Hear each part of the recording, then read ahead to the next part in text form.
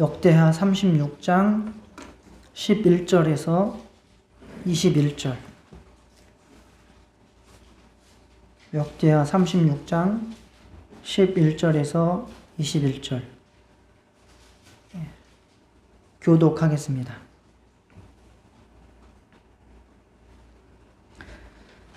시드기야가 왕위에 오를 때에 나이가 21세라. 예루살렘에서 11년 동안 다스리며 그의 하나님 여호와가 보시기에 악을 행하고 선지자 예레미야가 여호와의 말씀으로 일러도 그 앞에서 겸손하지 아니하였으며 또한 느부갓네살 왕이 그의 하나님을 가리켜 맹세하게 하였으나 그가 왕을 배반하고 목을 곧게 하며 마음을 완악하게 하여 이스라엘 하나님 여호와께로 돌아오지 아니하였고 모든 제사장의 우두머리들과 백성도 크게 범죄하여 이방 모든 가증한 일을 따라서 여호와께서 예루살렘에 거룩하게 두신 그의 전을 더럽게 하였으며 그 조상들의 하나님 여호와께서 그의 백성과 그 거하시는 곳을 아끼사 부지런히 그의 사신들을 그 백성에게 보내어 이루셨으나 그의 백성이 하나님의 사신들을 비웃고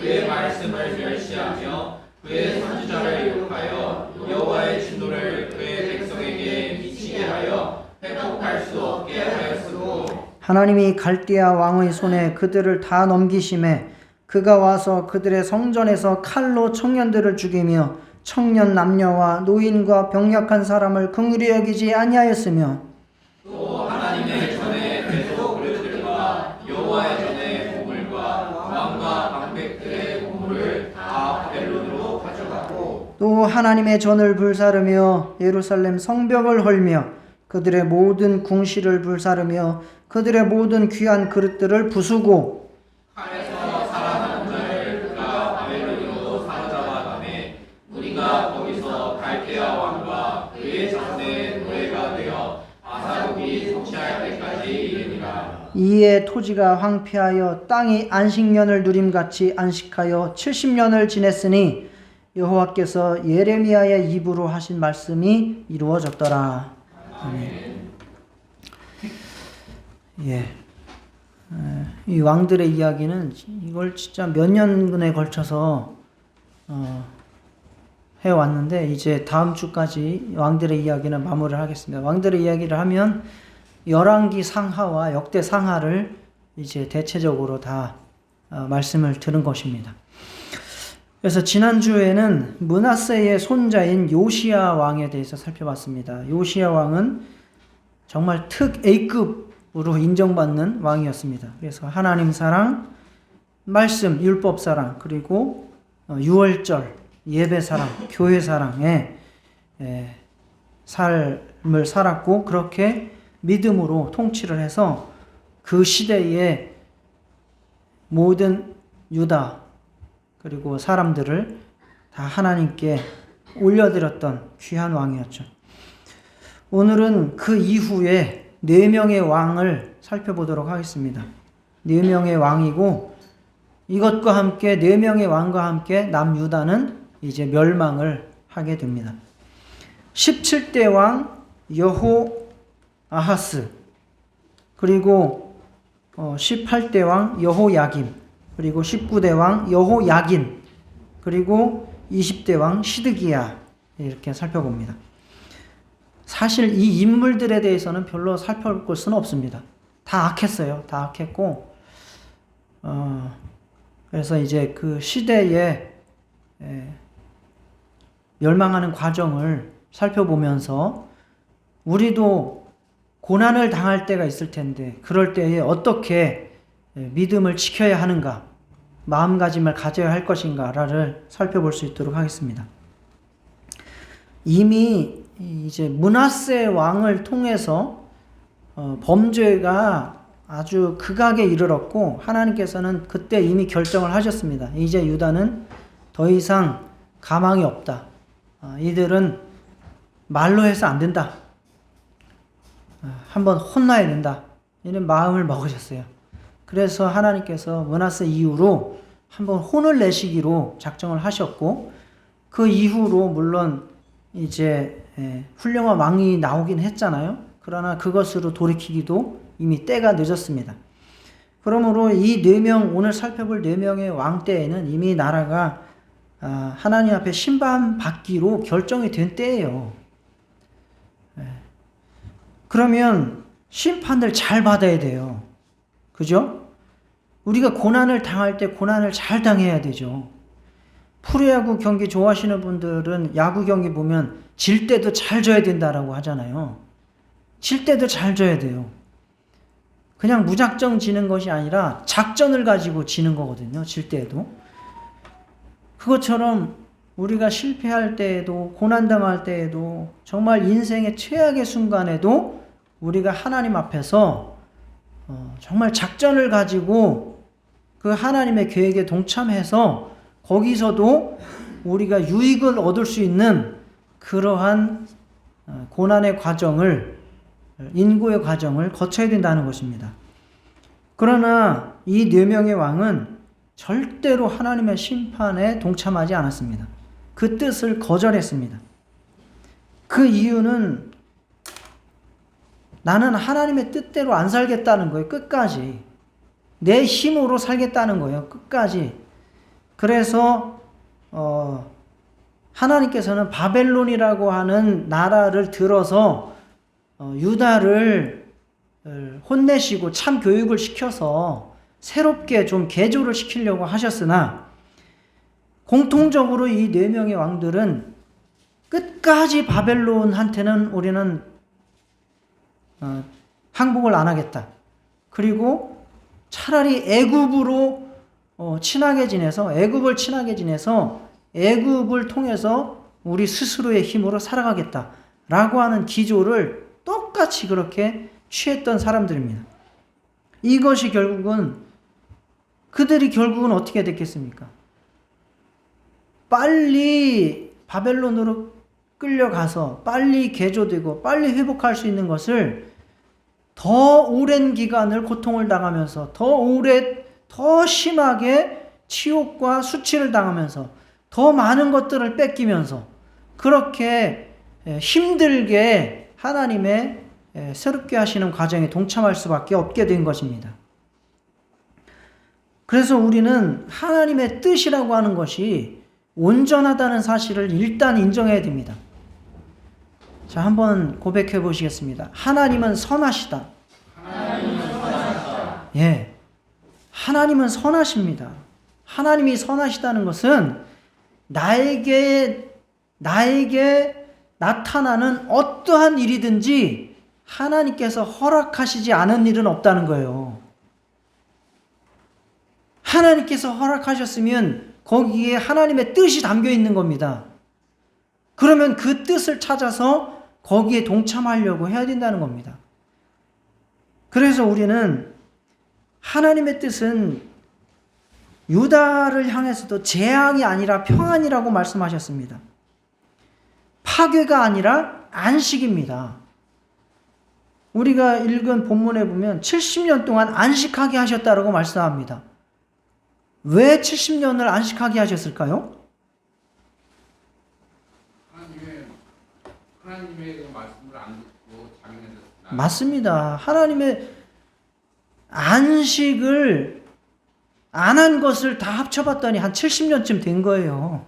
그래서 하나님은 강제로 70년을 안식을 시키시는 겁니다. 하나님이 엄청 정확하시다는 거죠.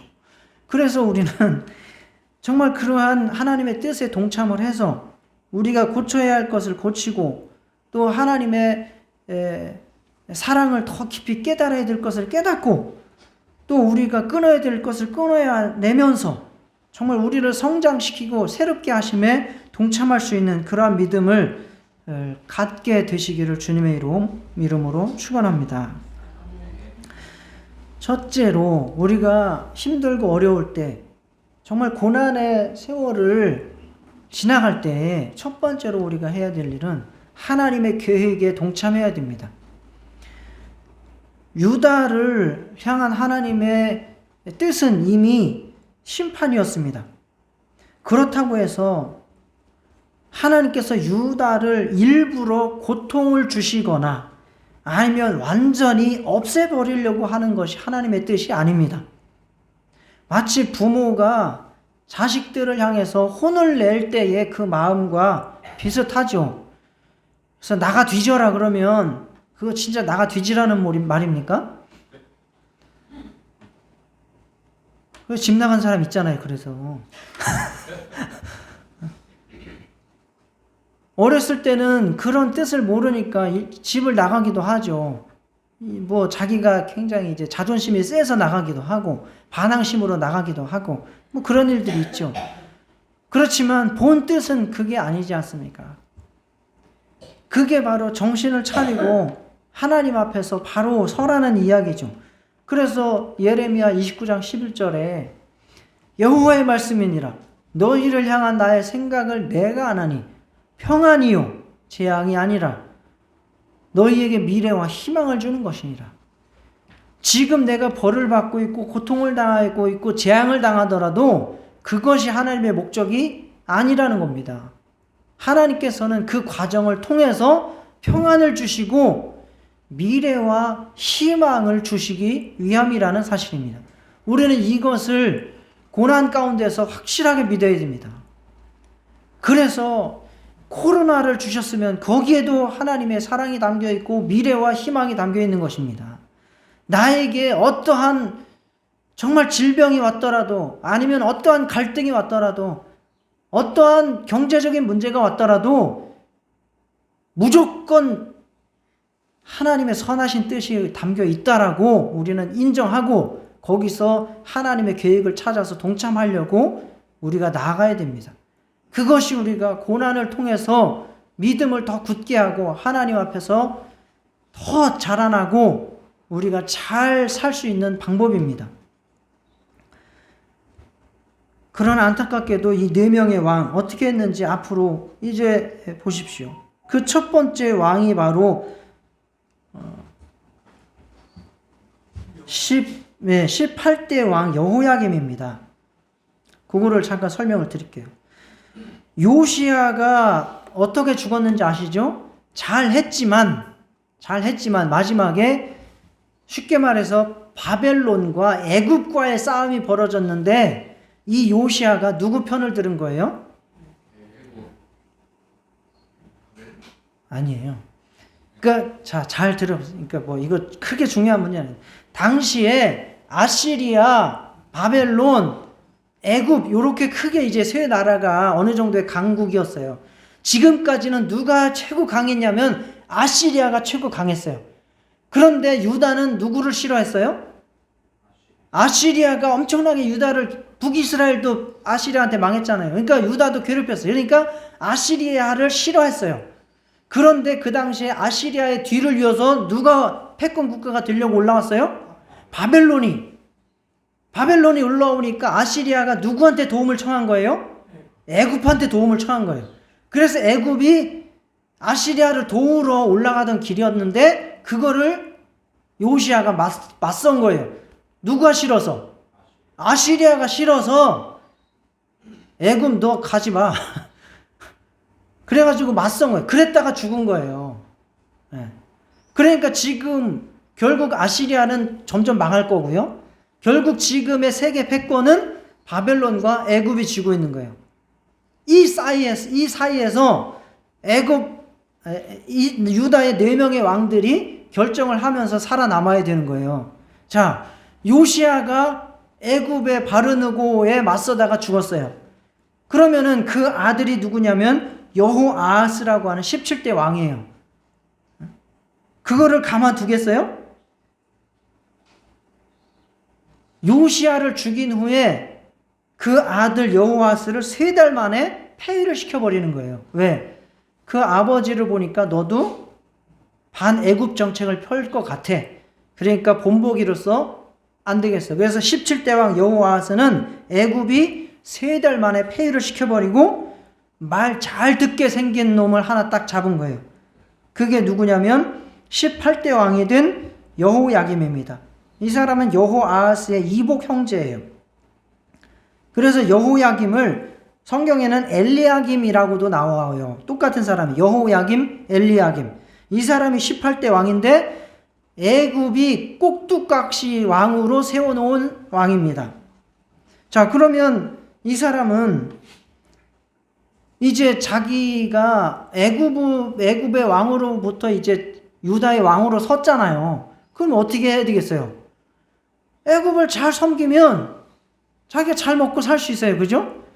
그랬어요. 그래가지고 온 백성들한테 세금을 탈탈 털어가지고 배상금도 주고 조공을 바치면서 잘 먹고 살았어요. 그리고 심지어는 백성들한테 가혹하게 세금을 징수할 뿐만 아니라 자신을 위해서는 초호화 왕궁을 짓고, 그게 이제 예레미야 22장 13절 14절에 보면 나와요.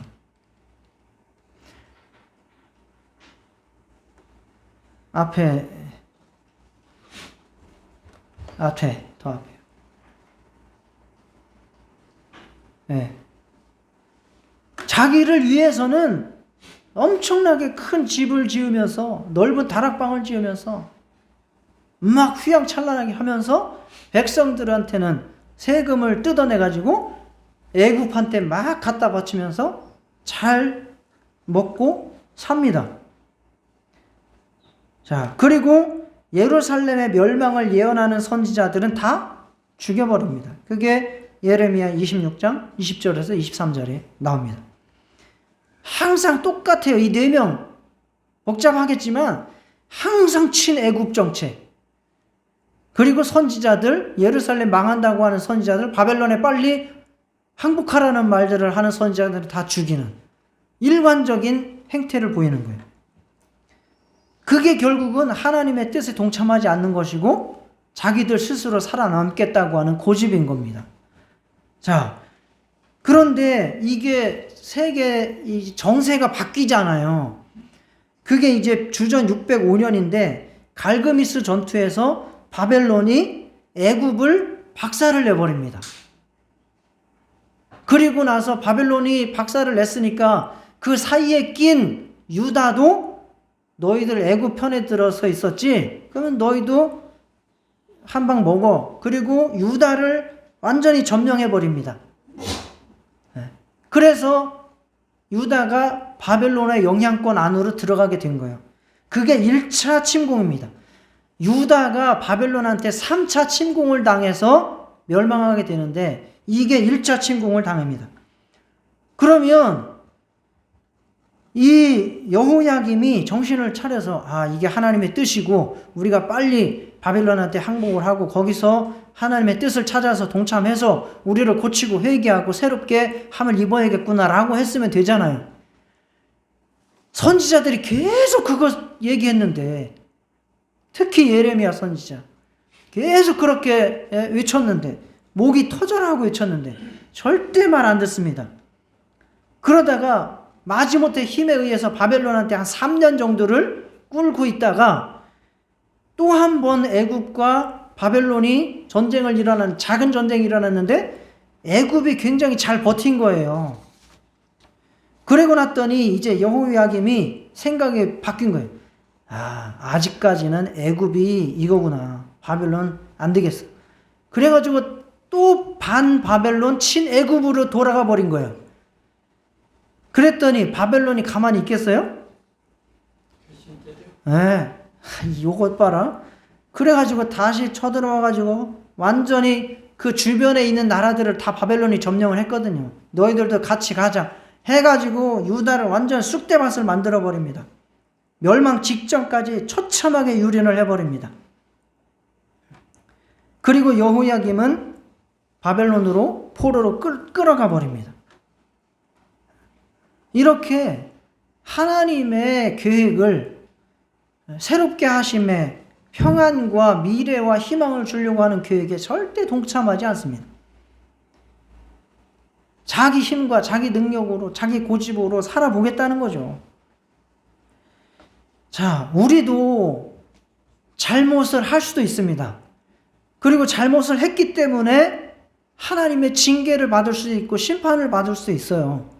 그리고 잘못을 안 했더라도 하나님께서 나를 더 성장시키고 성숙시키기 위해서 얼마든지 고난을 주실 수 있습니다. 그거를 우리가 거부하면 안 돼요. 그러면 그때에 우리는 하나님은 전능하신 분이며 하나님은 알지 못하시거나 모르는 일이 없고, 그렇기 때문에 나에게 허락하시는 일은, 나에게 일어난 일은 내가 고난을 당한다 할지라도 다 하나님께서 허락하신 일이다. 하나님은 나를 사랑하신다. 그래서 이 일을 허락하셨다. 라고 믿고 고백하고 하나님의 뜻에 동참하셔야 된다는 겁니다. 이것이 믿음입니다.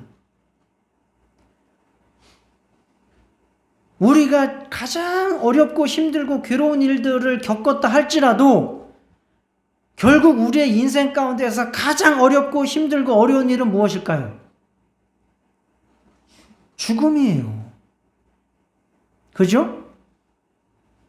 돈이 없어서 죽을까봐 힘든 거고, 몸이 아파서 죽을까봐 힘든 거고, 누구하고 싸워서 죽을까봐 힘든 거고, 결국은 죽음이 우리가 맞서야 될 가장 큰 고난이고 어려움이에요. 그러면 죽음조차도 하나님께서 나에게 허락하신다고 믿으셔야 됩니다.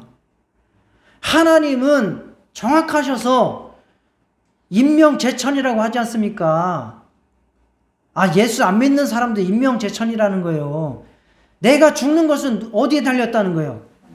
하늘에 달렸다는 거예요. 갑자기 교통사고가 나서 죽어도 그건 무슨 뜻이에요? 하나님의 뜻이에요. 정말 억울하지만 갑자기 밤에 1시에 길거리에 나갔는데, 약사로 나갔는데 어떤 미친놈이 칼로 나를 쑤셔서 죽었어. 그래도 그건 무슨 누구의 뜻입니까? 하나님의 뜻이에요. 전쟁이 나서 포탄이 떨어져서 죽어도 그거 누구 뜻입니까? 하나님 뜻이에요. 왜? 예수 안 믿는 사람들도 임명제천이라고 하는데, 모든 역사가, 모든 섭리가 하나님에 의해서 일어난다고 믿는 사람이 그걸 인정을 안 하면 믿음입니까?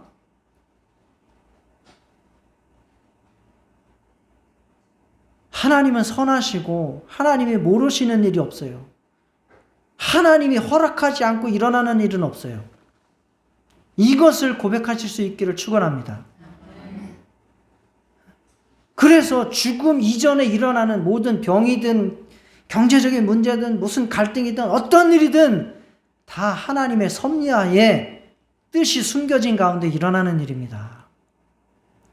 그래서 우리는 그것을 인정하고 거기에서 내가 어떻게 하나님의 사랑을 더 발견하고 더 내가 성장할 수 있으며 내가 더 정말 하나님의 그 영광을 알 수 있을까를 고민하면서 동참을 하셔야 됩니다. 그래서 우리는 하나님께서 허락하신 고난에 대해서 찬양을 할 수 있어야 돼요. 이 믿음이 최고의 믿음입니다. 나에게 일어난 고통과 고난과 재앙을 찬양할 수 있을 때 그 믿음이 가장 뛰어난 믿음입니다. 그 믿음이 죽음을 아름답게 천국 가는 길로 만들 수 있는 믿음입니다. 자신 있으시죠? 예? 어쩔 수 없이 우리는 이 과정 거쳐야 되는 거예요. 죽지 않을 사람 있어요? 없어요. 그러면 죽음도 하나님의 뜻이라고 믿고, 내가 죽으면 하나님께서 나를 부르시겠구나, 나를 부활에 동참하시겠구나 라고 믿고 그 죽음 앞에서도 찬양할 수 있는 저와 여러분 되실 수 있기를 축원합니다. 죽음도 찬양할 수 있다면 나에게 무슨 일이 일어나도 거기에 하나님의 뜻이 들어있고 하나님의 사랑이 들어있구나 라고 믿고 일단 감사 찬양하면서 그 고난의 과정을 하나님의 뜻을 찾아서 함께 동참하실 수 있기를 축원합니다. 그렇지 않고 자꾸 내 방법으로 순간순간 위기만 넘어가고 연명하려고 한다면 결국 우리는 죽음을 믿음으로 극복하지 못하는 단계에 빠질 수밖에 없다. 그게 무슨 단계예요? 그건 지옥 가는 단계에 빠질 수밖에 없다는 얘기입니다. 정말 죽음 앞에서도 찬양할 수 있고 어떠한 고통과 고난 앞에서도 감사하면서 하나님의 뜻에 동참할 수 있는 큰 믿음 가지시기를 주님의 이름으로 축원합니다. 이게 하나님의 뜻인지 어떻게 하냐고. 선지자들이 그렇게 외쳤어요. 12명의 선지서가 있잖아요. 12선지자 있죠. 선지서 있죠. 예언서가 12권이나 있어요. 얼마나 그 선지자들이 목이 터져라 하고 외쳤는지 아십니까? 자기 목이 잘려나가고 자기 가족이 죽고 자기가 톱에 잘려나가면서도 그렇게 왕들 앞에 가서 외쳤어요. 그런데 그 왕들은 그러한 외침들을 무시했다는 겁니다. 지금도 여러분들의 고집과 여러분들의 욕심을 내려놓고 성경을 통해서 교회를 통해서 설교를 통해서 하나님의 뜻을 발견하고 동참하실 수 있기를 주님의 이름으로 축원합니다. 두 번째, 우리가 고난을 당할 때에 가져야 될 자세, 절망하지 마라. 포기하지 마라. 여호야김이 그렇게 해가지고 그 바벨론으로 끌려갔어요.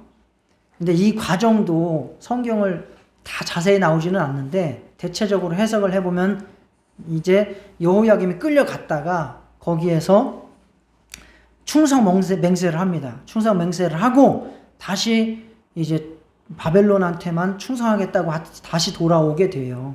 다시 돌아와서 이제 왕노릇을 합니다. 유다에 와서 왕노릇을 하는데 이 사람이 계속 마음속에서는 친애굽이야.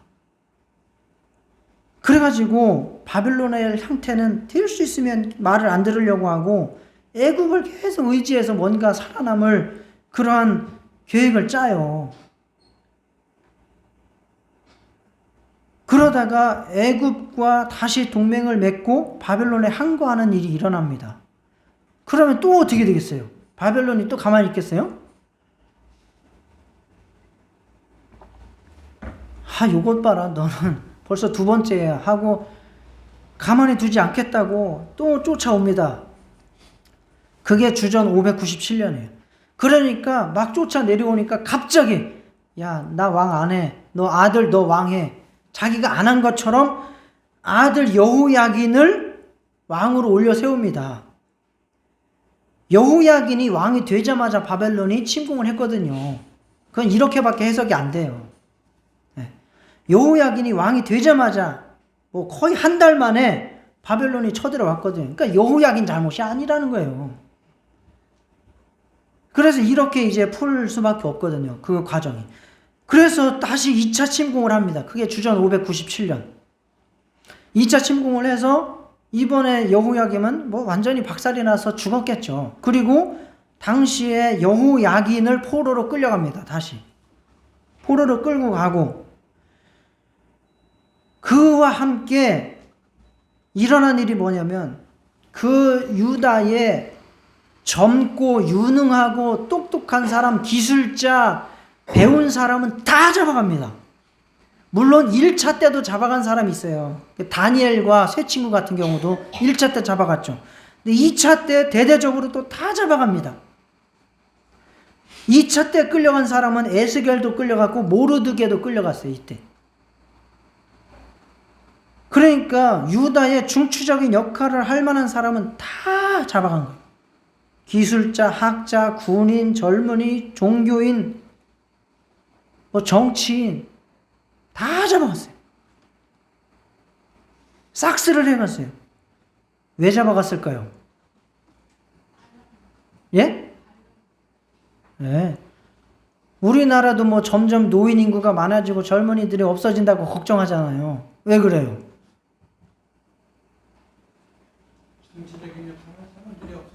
돈 벌 사람이 없고 일할 사람이 없어진다는 거잖아요. 그러면 나라가 위태로워지잖아요. 마찬가지로 젊은 사람, 일할 사람, 똑똑한 사람, 뭐 군인들, 뭐 학자, 뭐 다 잡아가니까 유다 사람들은 성경에 나와요. 그냥 약한 사람, 그러니까 뭐 못 배운 사람, 노인 이런 사람들만 거기서 농사를 짓게 만든 거예요. 왜 그래요? 왜? 다시는 바벨론에게 반항을 하지 못하게 하려고 하는 거예요. 아예 무력화시키는 거죠. 독립운동도 어떤 사람이 하는 거예요? 똑똑한 사람이 하는 거죠. 의지가 있고 똑똑하고 힘 있고 돈 있고 한 사람들이 독립운동도 하는 거지. 정말 자기 먹고 살기도 힘들어가지고 그런 사람들이 독립운동 하겠습니까? 그렇게 된 거죠. 그래가지고 그렇게 다 잡아간 거예요. 그러니까 유다의 자기들 나라를 회복시키고 하나님을 사랑하려고 하나님에 의해서 살려고 하는 마음을 아예 분쇄시켜버리는 거죠. 꺾어버리는 거죠. 그래서 중요한 것은 아무리 힘들고 어려워도 고통스러워도 거기에서 뭐가 꺾이면 안 됩니까? 마음이 꺾이면 안 되는 거예요. 그래서 중꺾마잖아요. 중꺾마. 중꺾마가 뭐예요?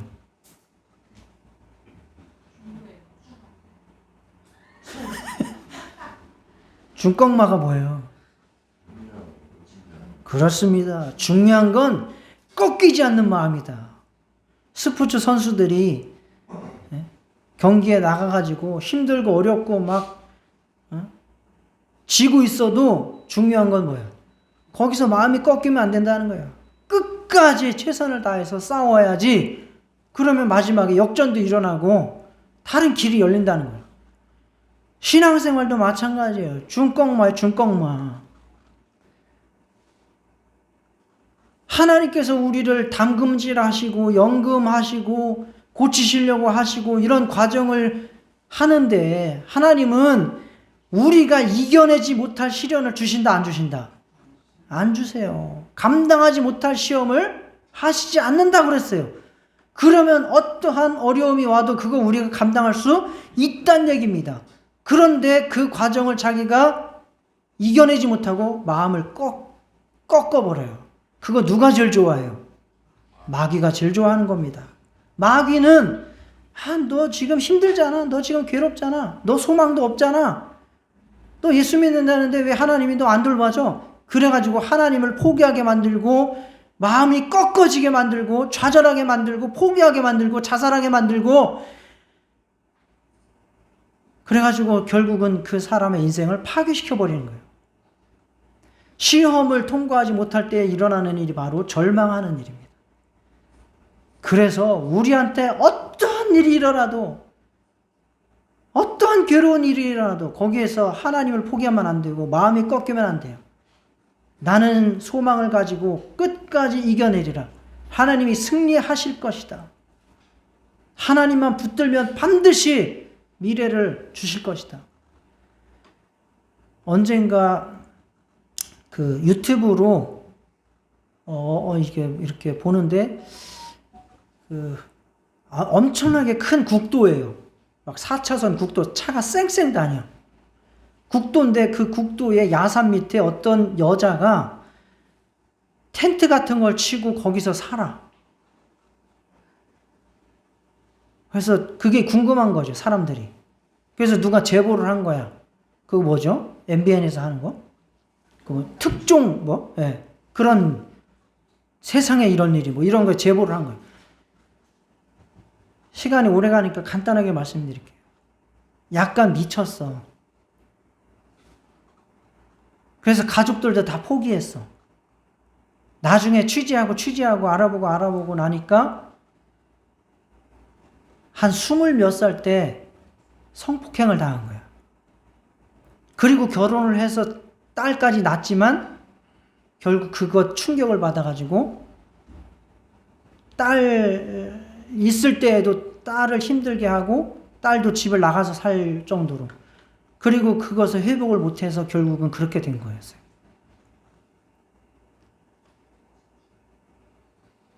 당연히 힘들죠. 당연히 힘듭니다. 그 충격을 누가 감히 짐작을 하겠어요. 그리고 그와 같은 일들은 그것뿐만 아니라 다른 일들도 많이 일어날 수 있어요. 아무리 힘들고 어렵다 할지라도 그런 일이 있다 할지라도 중요한 건 거기서 마음 꺾여지면 안 된다는 거예요. 그러면 그렇게 될 수밖에 없어요. 노숙자들 있잖아요. 제가 언젠가 말씀드렸잖아요. 저 대학교 다닐 때 전철 타고 다니면 노숙자들 많이 봤어요. 노숙자들이 어떤 신문 보는지 아세요? 코리아 헤럴드 영자 신문 보고 있어요. 그 사람들 다 똑똑한 사람들이었어요. 사업하던 사람들. 응? 아주 똑똑하고 돈 많던 사람들이었어요. 그런데 갑자기 뭐가 안 풀리고 뭐 사기당하고 뭐 하고 하니까 뭐가 된 거예요? 마음이 꺾여버린 거예요. 그래서 노숙자의 삶을 시작하게 되는 거죠. 진짜 힘들고 어렵게 살던 사람은 그렇게 안 돼요. 자, 잠언 24장 16절 같이 한번 읽어보겠습니다. 시작. 대저 의인은 7번 넘어질지라도 다시 일어나려니와 악인은 재앙으로 말미암아 엎드러지느니라. 그래서 예수 믿는 사람은 포기하면 안 돼요. 여기 나오잖아요. 의인은 7번 넘어져도 일어나는데 악인은 재앙으로 말미암아 엎드러진다. 왜 그러겠어요? 의인은 하나님 믿기 때문에 절대 포기가 없어요. 하나님이 절망이 있어요? 하나님의 뜻은 반드시 소망이고 평안이고 미래예요. 그러므로 예수 믿는 사람은 아무리 넘어져도 포기하지 않아요. 예수 믿지 않는 사람들이 노숙자 되는 거예요. 여기 노숙자 되시지 마기. 근데 마음이 꺾어버리면 노숙자 돼요. 어쩔 수 없어요. 반드시 살 길이 있습니다. 하나님이 내버려 두지 않습니다. 그거 믿고 끝까지 상황이 어려워도 좌절하라 포기하지 말고 하나님의 일하심을 믿고 기도하시면서 정말 기다리시기를 주의 이름으로 축원합니다. 세 번째, 힘들고 어렵고 심판을 당하는 그런 과정 속에서도 가져야 될 것, 세상 소망을 끊어야 돼요. 우리가 힘들고 어려우면 계속 세상을 찾잖아요. 나한테 도움이 될 만한 사람이 있을까? 나한테 도움이 될 만한 뭐가 있을까? 여러 가지로 세상을 의지하고 찾게 돼요. 그러나 그것이 결국은 하나님을 더 의지하지 못하게 되고 하나님께서 나를 고쳐가는 그 과정을 더디게 하고 힘들게 할 뿐이라는 거예요. 자, 우리가 여호야긴이 이제 잡혀가는 것까지 봤죠? 그게 19대 왕이에요. 20대 왕이 누구냐면 시드기야인데 당연히 시드기야는 누가 세웠겠어요? 바벨론이 여호야긴을 잡아가면서 내 말 잘 듣는 꼭두각시 왕으로 시드기야, 성경에는 mat다니아로도 나와요. 이 사람은 여호야긴의 숙부예요. 그래서 그 사람을 이제 말 잘 들으라고 해서 왕으로 세워놨어요. 그래서 11년을 통치를 합니다. 바벨론 말 잘 들으면서. 그런데 갑자기 시드기야도 애굽을 믿고 의지하더니 바벨론에 또 대적을 하네요. 참 이것도 힘든 일이에요. 왜 이렇게 하는지. 결국은 이 사람들이 악했기 때문에 이렇게 했다라고 나와요. 성경에서는. 악했기 때문에. 그렇게 예레미야 선지자가 바벨론 따라가지 말고 바벨론에 항복하라고 그렇게 목이 터져라 외치지 않았습니까? 예레미야 32장 2절 3절에도 그때 바벨론 군대는 예루살렘을 에워싸고 선지자 예레미야는 유다의 왕의 궁중에 있는 시위대 뜰에 갇혔으니 그리고 바벨론한테 항복하라고 하는 사람들은 다 가둬버리고 죽여버리고 예레미야가 뭐라 그랬는데 예언하기를 여호와의 말씀에 보라 내가 이 성을 바벨론 왕의 손에 넘기리니 그가 차지할 것이며 유다 왕 시드기야는 갈대아인의 손에서 벗어나지 못하고 반드시 바벨론 왕의 손에 넘겨진 바 되리니 입을 대하여 말하고 눈이 서로 볼 것이며 그가 시드기야를 바벨론으로 끌어가리니 시드기야는 내가 돌볼 때까지 거기에 있으리라. 그러니까 빨리 항복하라는 거예요. 예레미야는. 그런데 끝까지 바벨론을 항복을 안 하고 애굽을 의지하면서 자기 스스로 그 위기와 고난을 헤쳐나가려고 합니다. 그래서 결국은 3차 침공이 일어납니다. 이때가 한 588년 주전 588년 정도에 이제 3차 침공이 옵니다. 이때는 이제 와가지고 너희들 가만두면 안 되겠다 해가지고 완전한 항복과 완전한 하기 위해서 온 예루살렘 성을 다 포위를 하고 계속 버티는 거예요. 한 2년 가까이를 버티고 있습니다. 그러면은 예루살렘 성 안에서 2년 동안 버틸 수 있어요? 못 버티죠. 그래가지고 자식을 잡아먹는 일이 일어나는 거예요. 버티다 이 왕이 도망을 나옵니다.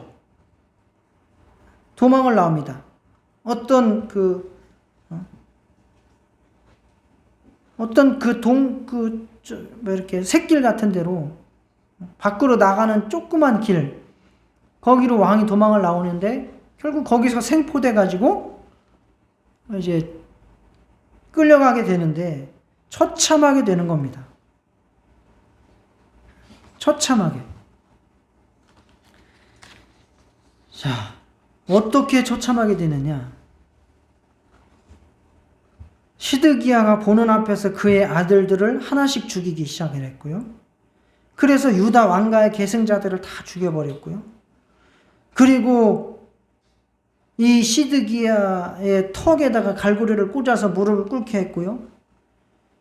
그래서 시뻘건 인두로 그의 눈을 뽑아버렸고요. 그 상태로 바벨론으로 끌고 간 거예요. 시드기야를. 그게 주전 586년이고 그렇게 해가지고 완전히 끝나버렸습니다. 그러니까 예레미야를 비롯해서 선지자들이 그렇게 바벨론을 자극하지 말고 빨리 항복해서 포로로 끌려가서 거기서 새롭게 하심을 받아라. 회개해라. 예루살렘에 안식을 이루어라. 라고 했지만 그들은 결코 그 말을 안 들었어요. 애굽을 계속해서 의지하면서 정말 자기들 힘으로 그 모든 고난과 위기를 극복해보고자 했습니다. 실제로 이 시드기야가 2년 동안 갇혀있으면서 애굽한테 원조 요청했습니다. 애굽이 군사를 끌고 왔어요. 오다 보니까 바벨론 군대가 다 이렇게 싸고 있고 도무지 이건 우리가 싸워서 될 일이 아니야. 그래가지고 바로 철수해버립니다. 세상의 도움들이 다 이와 같다는 것입니다. 내가 뭔가 돈이라도 있고 권력이라도 있고 할 때에 그들이 나한테 친구가 되고 나한테 도움도 주고 하는 것이지, 내가 아무것도 없고 힘도 없고 다 죽어갈 때는 그들이 나한테 아무것도 도움을 주지 않는다는 사실입니다. 자기 힘과 지혜가 하나님한테 지는 것이 싫어서 끝까지 애굽을 의지하고 그러다가 결국은 더 세게 얻어맞고 더 오랫동안 고통당하면서 철저하게 망해버린 겁니다. 하나님은 누누이 신명기에서부터 분명히 왕이 된 자는 말과 무기를 너무 의지하지 말고 애굽과 교류하지 말라고 하셨어요. 그러나 끝까지 유다가 망할 때까지 애굽과 교류하면서 애굽을 의지하는 사람이 없어지지가 않았다는 거예요. 스스로 강해지고 하나님 없이 살아보려고 하는 사람들이 끝까지 있었다는 거죠. 세상은 원래 다 그렇습니다. 내 힘과 세상 힘을 의지해서 위기를 넘어간다고 해서 문제가 해결되지 않습니다. 아무리 병이 들렸을 때 세상 의지해서 고쳤다고 할지라도, 돈이 없을 때 누군가 도와줘서 위기를 벗어났다 할지라도 죽음 앞에서는 어떡할 건데? 내가 죽을 때에 이 죽는 것을 대신 죽어줄 사람이 있습니까? 아니면 내가 죽을 때에 이 죽음에 대해서 영원한 천국을 보장해 줄 사람이 있습니까? 그래서 우리는 위기를 모면한다고 해서 그게 잘 사는 것이 아니고 힘들고 어려울 때에 계속해서 우리는 죽음 연습을 하는 거예요. 온전히 하나님만 의지하고 하나님의 도움을 받아서 나를 고치면서 완전한 길로 나아가야 된다는 것입니다.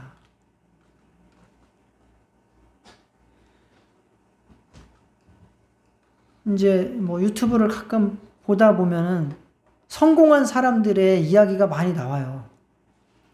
그래서 이제 야구 선수들도 보면은 성공한 사람들은 뭔가 다르거든요. 양준혁 같은 선수 이야기도 잠깐 보면은 고등학교 때부터 싹이 달랐다는 거예요. 고등학교를 갔는데 그 당시에 뭐 도성세라고 하는 사람이 감독을 했대요. 그 국가대표 감독도 나중에 했는데 제일 엄했대요. 대한민국 감독 중에서 제일 엄했대요. 그래서 막 하면은 와가지고 두들겨 맞는 게 다반사예요. 그냥 빠따로 야구 빵망이로 두들겨 막. 양준혁이는 잘못 이제 펑고라고 해가지고 수비 훈련 하잖아요. 그거 실수하면 바로 나와가지고 막 빠따로 막 다 두들겨 맞는 거예요. 실제로 그래가지고 이종범 같은 선수는 하도 맞아가지고 덜 아프려고 그 바지에다가 오징어를 넣었대요. 그 정도로.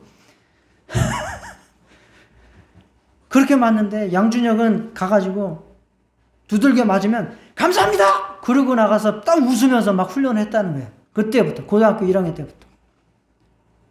그러니까 싹이 다른 거예요. 싹이. 두들겨 맞으면 감사합니다 하고 또 나가는 거예요.